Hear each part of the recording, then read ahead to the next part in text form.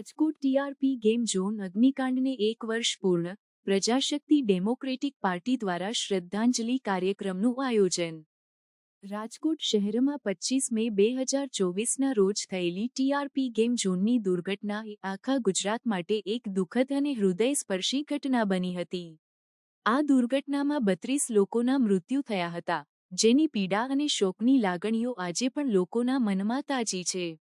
આ દુર્ઘટનાને પગલે રાજ્ય સરકાર અને સ્થાનિક તંત્ર દ્વારા ફાયર સેફટી નિયમો અને ગેમ ઝોનની સુરક્ષા વ્યવસ્થા અંગે પુનઃવિચારણા શરૂ કરવામાં આવી છે।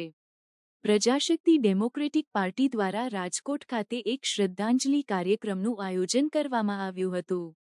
આ કાર્યક્રમમાં પીડિત પરિવારના સભ્યો સાથે એકતા અને સહાનુભૂતિ દર્શાવવા માટે પાર્ટીના રાષ્ટ્રીય અધ્યક્ષ ડોક્ટર રાજેન્દ્રસિંહ રાઠોડ, રાષ્ટ્રીય ઉપાધ્યક્ષ નિર્મલા પરમાર અને ગુજરાત મહિલા મહામંત્રી અને સૌરાષ્ટ્ર પ્રભારી રાજુલબા પરમાર ઉપસ્થિત રહ્યા હતા। આ કાર્યક્રમમાં પીડિત પરિવારને શ્રદ્ધાંજલિ અર્પિત કરવામાં આવી અને તેમના દુઃખમાં ભાગીદારી દર્શાવવામાં આવી।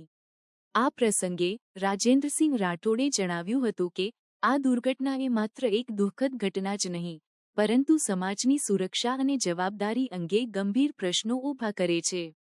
નિર્મલા પરમાર અને રાજુલબા પરમારે પણ પીડિત પરિવારને સંબોધી તેમના દુઃખમાં સહભાગી થવાની વાત કરી હતી। આ શ્રદ્ધાંજલિ કાર્યક્રમ એ માત્ર પીડિત પરિવાર માટે નહીં, પરંતુ સમગ્ર સમાજ માટે એક સંદેશો છે કે આપણે સૌએ એકબીજા સાથે એકતા અને સહાનુભૂતિ દર્શાવવી જોઈએ।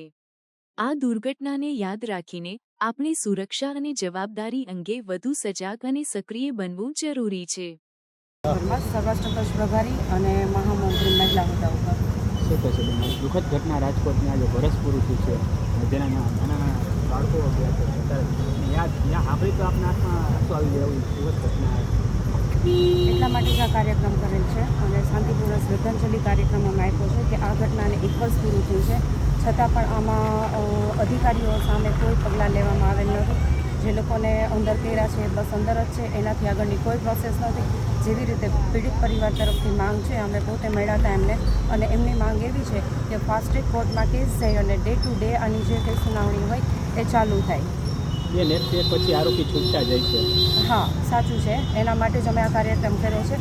આજે જે દિવસ હતો એટલે શાંતિપૂર્ણ છે આ કાર્યક્રમને અમારે બિરદાવવાનો હતો। હવે પછી જો આ કેસમાં આગળ જેવી પ્રોસેસ જોઈએ છે પીડિતોને જે ન્યાય જોઈએ છે એ નહીં મળે તો અમારી પાર્ટી તરફથી એના માટે જે કંઈ પગલાં ભરવામાં આવશે એ અમે ભરશું।